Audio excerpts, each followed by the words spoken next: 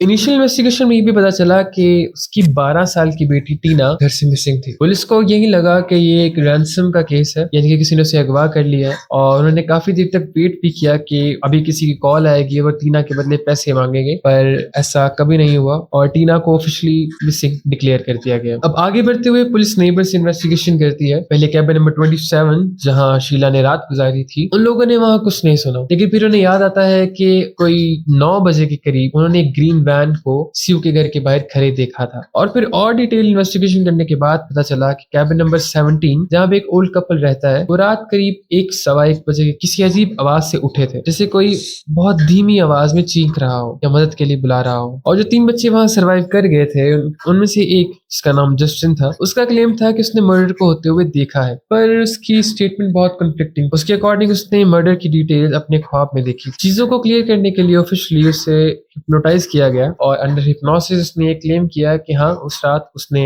CU को 2 आदमियों के साथ देखा था। जस्टिन ने जैसी डिस्क्रिप्शन उन आदमियों की बताई, उसके मुताबिक एक स्केच बना दिया गया बाय स्केच आर्टिस्ट जिसका नाम था जस्टिन एम्ब्रन। एक ऐसा आदमी जिसके पास कोई खास आर्टिस्टिक एबिलिटी थी नहीं और ना ही उसने कभी प्रोफेशनली फोरेंसिक स्केचिंग की ट्रेनिंग ली थी। आज तक इस बात का जवाब कोई भी क्लियर तौर पर नहीं दे सका कि जस्टिस डिपार्टमेंट ऑफ कैलिफोर्निया और एफबीआई के टॉप स्केच आर्टिस्ट के होते हुए एक एमेच्योर की स्केच क्यों बनवाया गया। मतलब एक ऐसे आदमी से स्केच क्यों बनाओगे जो कभी कभी सिर्फ वॉलंटियरली पुलिस की हेल्प करता है। हालांकि आपके पास जो प्रोफेशनल लोग हैं जिन्हें प्रॉपर पे किया जाता है, आप उनसे ये काम नहीं करवा रहे, आप किसी एमेच्योर को दे रहे हो कि आप इन लोगों का स्केच बनाओ। वेल, उस स्केच के अकॉर्डिंग दोनों आदमी अपने लेट 20s में थे, दोनों के हेयर कलर ब्लैक थे, 5 फुट 6 उनकी हाइट थी और दोनों ने सनग्लासेस पहने हुए थे गोल्डन कलर के फ्रेम में। कहा जाता है कि डिमोनिक रिचुअल था या फिर ड्रग ट्रैफिकिंग गॉन रॉन्ग, पर ये दोनों चीजें उस वक्त के एरिया शेरिफ ने डिसमिस कर दी, क्योंकि ना तो कोई डिमोनिक रिचुअल की चीजें उस घर से मिली थी और ना ही कोई इलीगल ड्रग उस वक्त उस घर से बरामद हुआ था।